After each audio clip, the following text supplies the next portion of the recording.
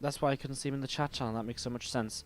Alright, well, we can put a text up here, of course, just to help you guys out, knowing that this is indeed puCK.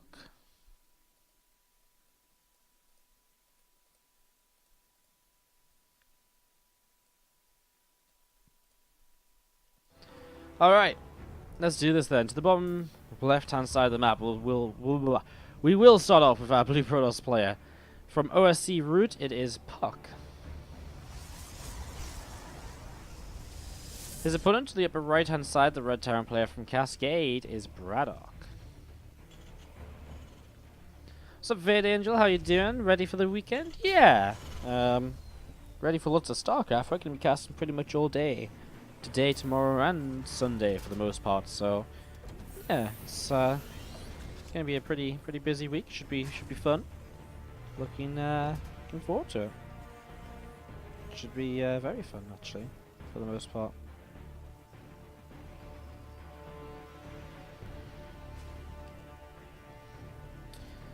Should be awesome. You ready for the weekend, VidAngel? What are you doing this weekend? What's everyone doing this weekend? Want to know what you guys are up to. Anyone doing anything exciting? Anyone going anywhere in particular? Anyone just sat in their rooms going to watch StarCraft all weekend long?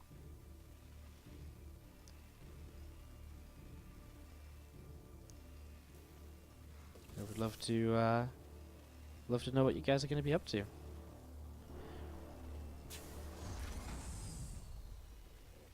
Let me just check Skype quickly.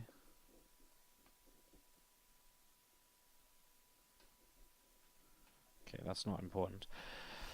Perfect. Just want to make sure it wasn't Take TV trying to say something. Perfecto. Alright, so it's a TVP obviously here one. Casting so much TVP lately. We casted Showtime, BratOK, TVP and ZVP really seems to be the flavor of the recent times, but especially TVP. Feels as though we're casting so much Terran versus Protoss. Then again, I guess we casted a couple of ZVPs earlier with Stefano versus Strange, so yeah. And of course, I guess as well that we're not going to be casting any one of those matchups next, because we'll either cast TVZ next or PvZ, depending on, of course, who wins this series. If BratOK wins, it'll be TVZ. If puCK wins, it will be PvZ, because the winner does play sort of in the decider match for this group to see who else will be moving on through into the round of 16. So we will see how this develops, of course, and it's going to be seeing the Robo facility is dropping down for puCK in the main base. And puCK is one of these players who will play a fast Robo, so while other players who open up with a Robo in the PvT have been a little bit like, huh, that's interesting. For puCK, that's like, yeah, that's normal, and he likes to play, you know, Disruptors with a Speed Prism opening. He likes to play Blinkstalker Disruptor as a composition in general, so we'll see what he goes into here, we'll see what he's able to get going for himself. And oh, that's a scan from BratOK. Let's just check his vision. He just sees the Robo facility on the edge of that scan. It's a very interestingly placed scan, because actually he wastes a little bit of scan vision down here where it's like dead air. You've better placing it like here, just so the scan reaches this sort of area. It's a bit more stable rather than this sort of area, you know, because this is, again, obviously dead air sort of scan space. I guess it was not too much bad. Actually, maybe it wasn't too bad. It was like here, yeah, it was only a little bit off. Anyways, he gets the scout anyways. I'm just sort of talking away to myself, just sort of thinking a little bit to figure things out as we go. Robobay going to drop down here from puCK. So he throws down the Robobay. Factory going to lift up and move over. Rex going to jump onto the reactor, and another barracks just on the way up as well. So we've seen once again this build from BratOK, which is to get a couple of Cyclones out. If you weren't watching against Showtime, he did this in both games. Reactoring out a couple of Cyclones, and we never really saw, I don't think, BratOK finding the opportunity to really be aggressive with this attack when he played Showtime. But he is going to now. Going to move across the map, the 2 Cyclones, the Marines, 8 of them, and the 2 Widowmine. All of it together. Well, it could be a little bit scary for puCK to deal with. He has one pylon on the high ground, but he's not really in a position to use it.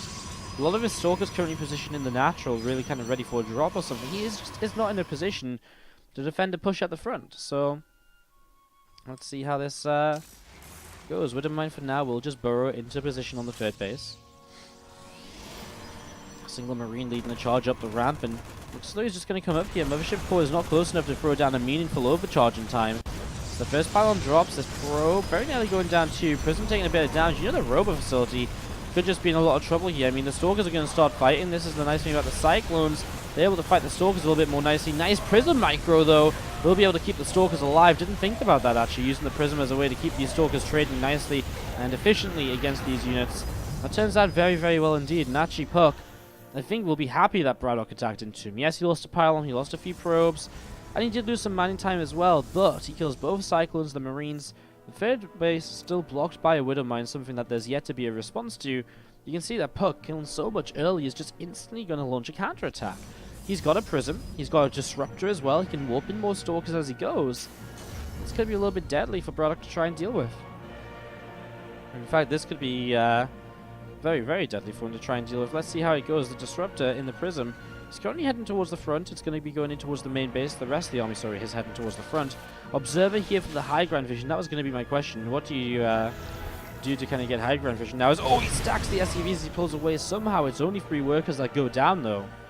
Somehow, it's only 3 workers that go down. Meanwhile, a depot goes down the front, and Marauders and Marines will respond to these Stalkers. And the Stalkers will be pushed away. Blink halfway done. The Bio actually going to stim after this, but without concussive shells, I can't really see that being a good idea. Because even, you know, by the time he attacks once, he's not going to get much else. Disruptor shot forwards. puCK could have maybe baited that a little bit harder. Maybe just waited another moment or two for the Disruptor. Like, literally, like a split second later, he would have hit the middle of that army. So that could have been quite nice if he just waited a little while. Obviously, at the same time, he wants to save those Stalkers, so firing it quickly does start to push that Bio back nice and quick as well. As you see the third CC starting up in the main base now. And that's going to be something which BratOK will, of course, look to utilize. And as this game goes by, a few more workers to this Prism. And the Disruptor shot in it. Is there a second Prism, by the way? No, just 2 Disruptors. The other Disruptor was just mid-map anyways. Alright. Well, again, Stalkers are going to keep on setting up. They're going to have Blink now. No upgrades on them just yet. I mean, a lot of the time, the upgrades in a Blink Stalker Disruptor composition don't really tell you too much about how the game is going. Because the Disruptors don't really care about upgrades, of course, so it's not really the end of the world if nothing happens to your seat. Another nice Disruptor shot, 4 workers killed. No response from BratOK. I mean, that's what, like 12 workers at least? Boom, 12 workers killed. There's 12 workers that have gone down. As you're going to see, ooh, a Blink forward. He's going to try and get the medevacs. He actually missed the medevacs there. That was a little bit of a mistake because he was right underneath them. He could have targeted both of them down. There's a little bit of a mistake. And he still actually blinks down here and does grab one of the medevacs, which gets left behind. What happens there, the reason that medevac stops moving and the other one does not, is because when you kind of tell a medevac to drop somewhere, aka you just click, you know, you press D and you click on the ground, if you're in a group of medevacs, only the medevacs that have something to kind of, you know, something inside of them have something to drop. So that means that they're not actually going to fly over there. So that means that they'll just, you know, the ones that aren't full will just stay still. And that's what happened there. puCK picking up on an empty medevac that just got left behind by a mistake, by a little bit of a micro mistake. It happens to me all the time. And obviously the correct thing to do is to shift click and then drop. You know, right click, move command, and then shift click the drop out. Because that way all the medevacs will move. So it's a little thing there. That's why BratOK lost one of these medevacs is puCK. Pushing forwards is just going to start cleaning this out. Another nice Disruptor shot on top of those Marines and Marauders. And we are going to see the rest of this still from BratOK continue to fight away here. And a few more of those Stalkers just getting taken down, blinking forwards on top of this army. Meanwhile, across the map, this little bit of a Bioforce has been doing dreadful damage, but nowhere near as much as what puCK has been achieving at the front with these Stalkers. That stream, consider hitting the follow button. Just helps you see when we go live again in the future. And with that said, of course, if you're enjoying the stream in general, you can subscribe, donate, and all the rest of it to subscribe, donate, cheer, all of which helps us to stay as a full-time stream and help continue to bring you guys consistent and regular StarCraft 2 content. And yeah. Alright then, top left side of the map, our red Terran player from Cascade is BratOK. Down a game right now in this best of 3, and for some reason our screen freezes in that position again. I don't know why that's happening at the moment. Battle.net please. Bottom right, puCK is going to be the blue Protoss player from OST Root, up 1 game in the series. Would I say that this is an early attack? When was that, like 4 minutes ago? I'd say the attack puCK went for initially with the first few Stalkers and the Disruptor was very early. And it was very much so just a response to the, it was very much so just a complete response to the fact that he killed so much from BratOK in the early stages as well, which was also a pretty early attack for those Cyclones. So from both sides, they were attacking early. BratOK because that was just sort of what he built in towards. puCK because he just felt as though he'd killed enough to justify going across the map, which was pretty true. I mean, Stalkers are pretty safe, and he knew the Disruptor would be a distraction in the main base as well, so it was very safe to kind of go for that. It's one of those attacks which is like opportunistic, and when you see that opportunity, if you can jump on it, then it is, of course, fantastic, and it can go a long, long way for you, and you can get a lot done.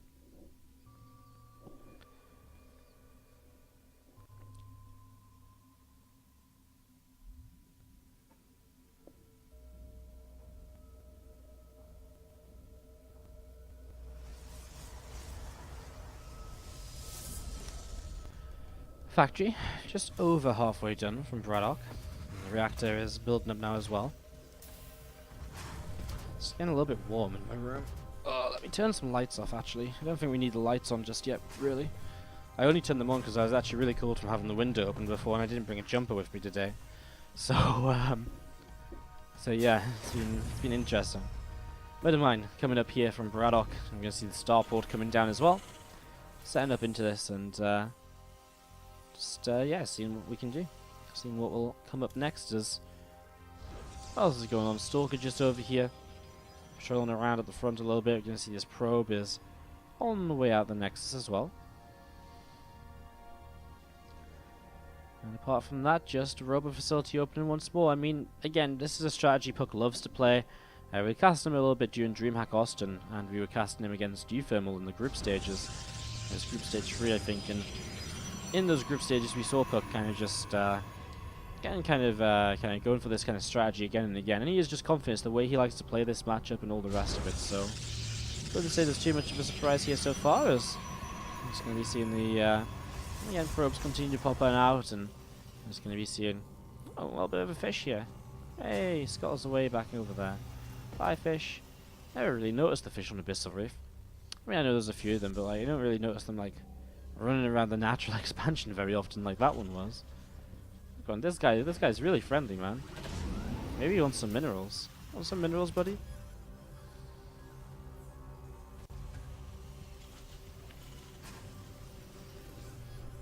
Liberator starts to build from BratOK. This time he's actually avoided the double cyclone opening.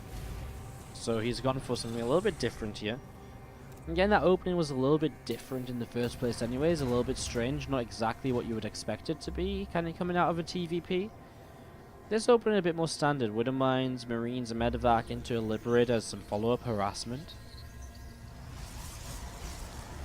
What we do right now, just see this first Medevac coming down the right-hand side of the map, so first Medevac coming down the right side, overcharge will pop. That Medevac actually going to get turned away very quickly indeed, so pulling back up to the north here. And we'll just be looking around to see where else he can go. Robobay is going up here in just a couple of moments, so Robobay again set up and ready to go. And but mind, we'll actually burrow on top of the high ground, which is always nice.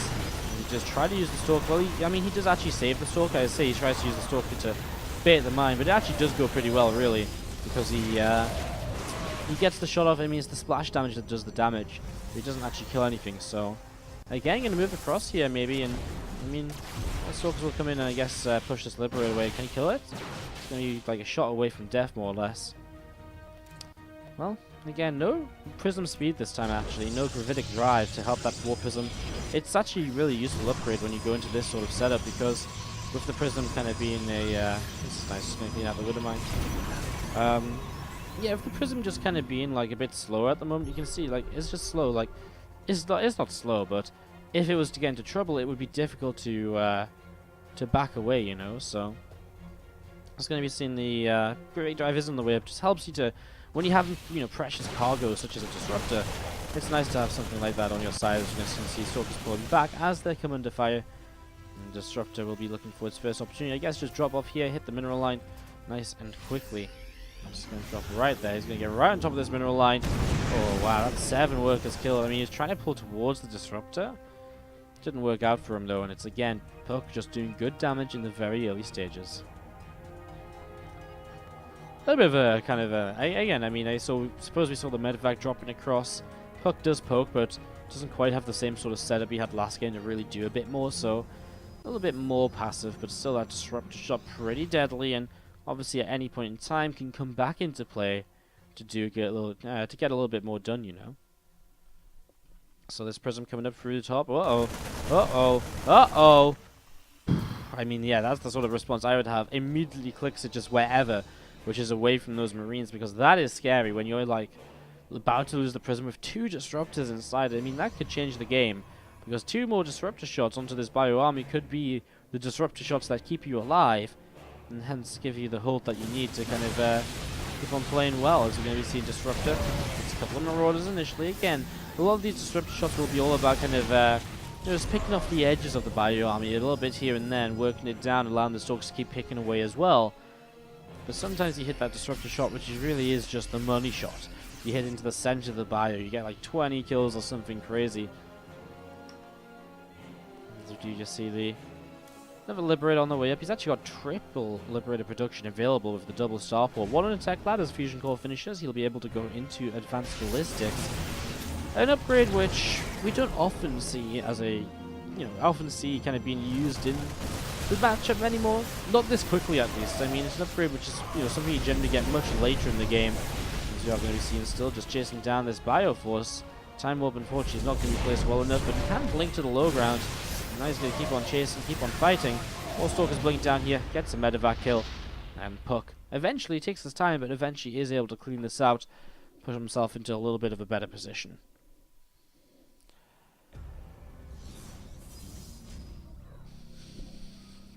Still more Stalkers coming in towards the top side of the map here. You see a nice blink forward. Some of these, some of these units in the medevac again, taking a little bit of damage there as well. I think puCK's just traded so well throughout though, and you can see his attack that's coming in right now. He's just setting up to kind of, just shut down the third base basically. He uses his blink to get on top of the Liberator. The disruptor shot is very good, and that is a very dead third CC. Unfortunately, it's so close to finishing. It will get taken down. It will not be allowed to come up in this game. And BratOK is going to type out GG right there. puCK does move on into the decider match where he will play against sort of